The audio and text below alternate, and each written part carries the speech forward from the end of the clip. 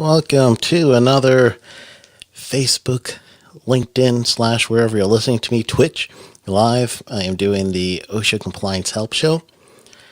Decided I'm going to try the green screen, so you guys are going to help me out with the green screen. Let me know in the chat. Now, what do you think? If you could see me all right, even with this green screen, it's kind of cool. I'm looking, I chose a manufacturing background, so maybe I'm back in like process safety management days. You can see me working in the back. I'll be like giant, like Godzilla, taking over this plant. No, just kidding.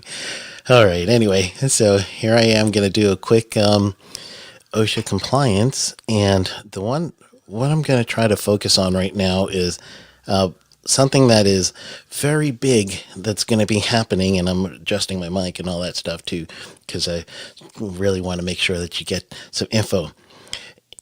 I'm trying to think of what will really help you right now in this season, and the only thing that's coming to my mind is temporary workers. Some people do have temporary workers that they hire on for times like this, or if they're doing turnaround times or anything like that in plants, then they hire temporary workers. There's a bunch to think about with temporary workers at any time of the year. First and foremost, OSHA says if you are managing, if you're supervising these workers, they're your workers. So therefore, that means if there's an injury or illness, then that will go against your 300 log as well. So what I do tell people is go ahead and get, if you're going to use a temp agency, throw in with the temp agency an actual supervisor. You give them the scope of work, and then the supervisor is managing that team from the temp agency. You still have a responsibility to their safety and health because they're under your general purview of concern. However, the thing that you really want to make sure that you're doing is you want to make sure that you're going to treat the workers as if they're your workers. So that's any time during the year, not just a special holiday season where we seem to hire more temporaries than other times because of vacations or maybe there's more production or something similar to that.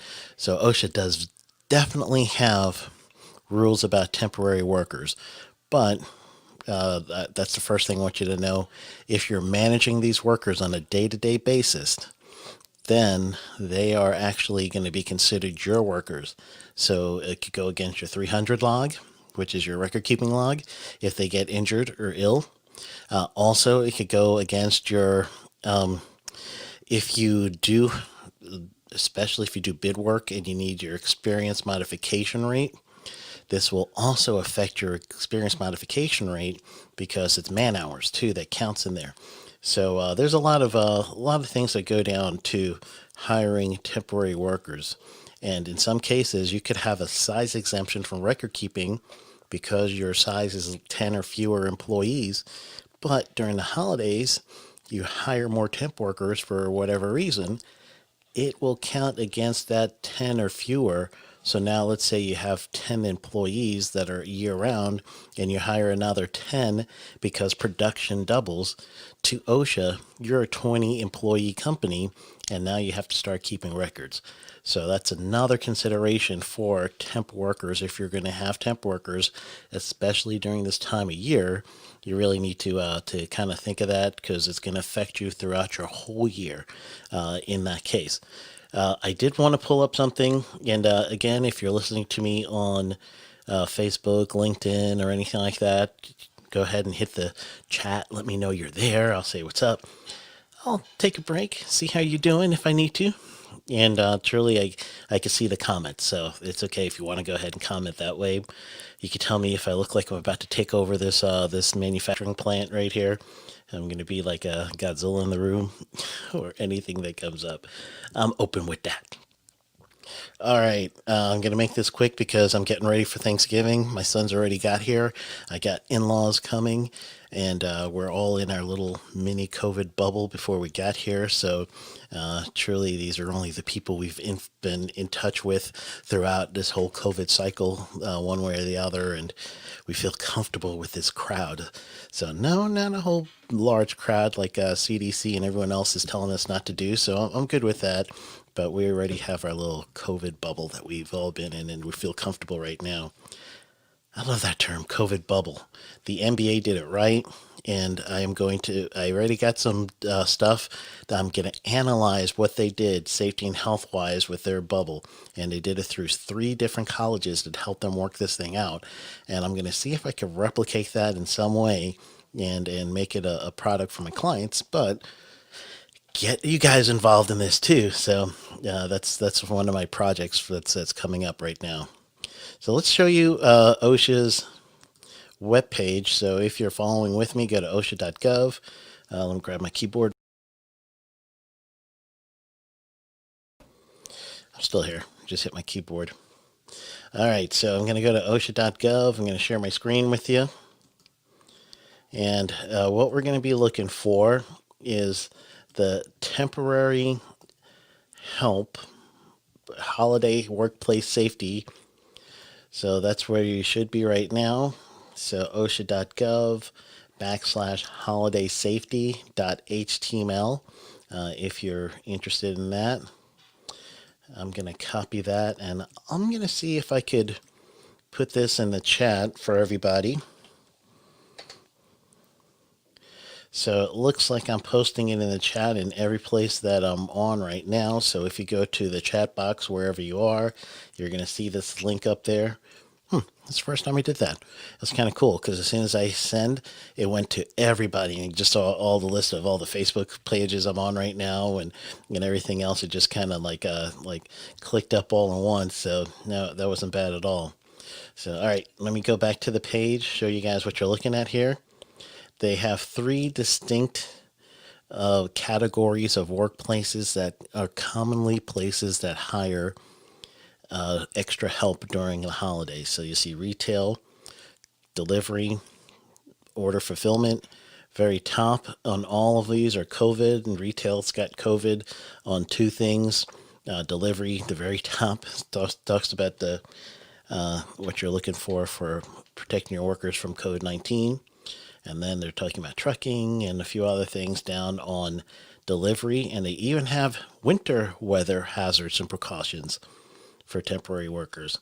Order fulfillment, like we're going to see for probably from now until next year, with all of everyone buying everything online. And I'm sure there's Black Friday sales we're looking at right now. But order fulfillment, they have COVID-19 guidelines for that, warehouse safety,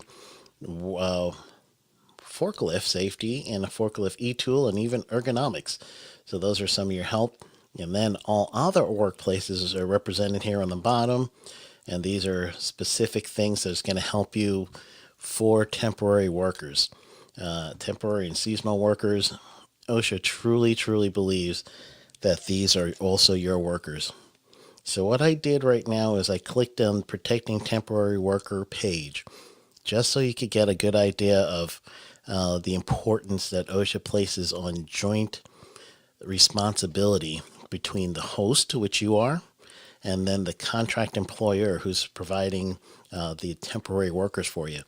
So there's been a lot of things where OSHA just keeps telling, you're both responsible. You're both responsible. You are both responsible. And so that's the joint responsibility that they have over here.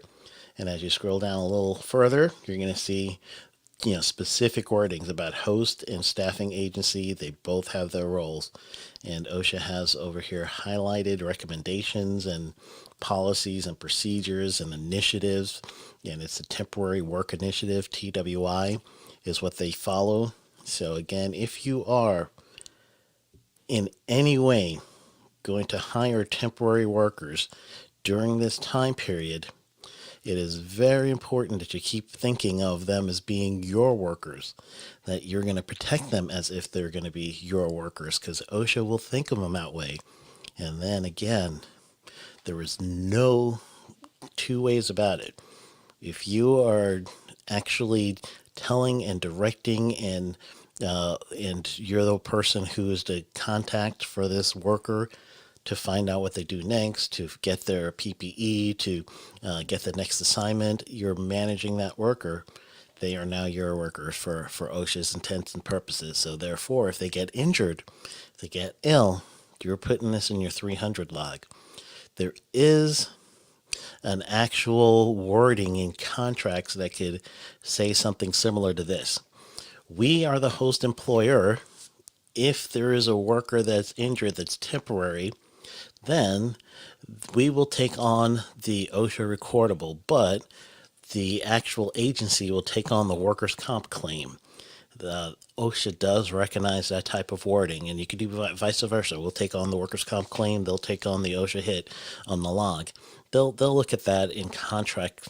So if you do have a temp agency you're working with, I would suggest you talk to whoever is holding that contract. Put it in there if it's not already in there, wording for that contract, because truly you're going to want to make sure that you guys are protected in any way you can.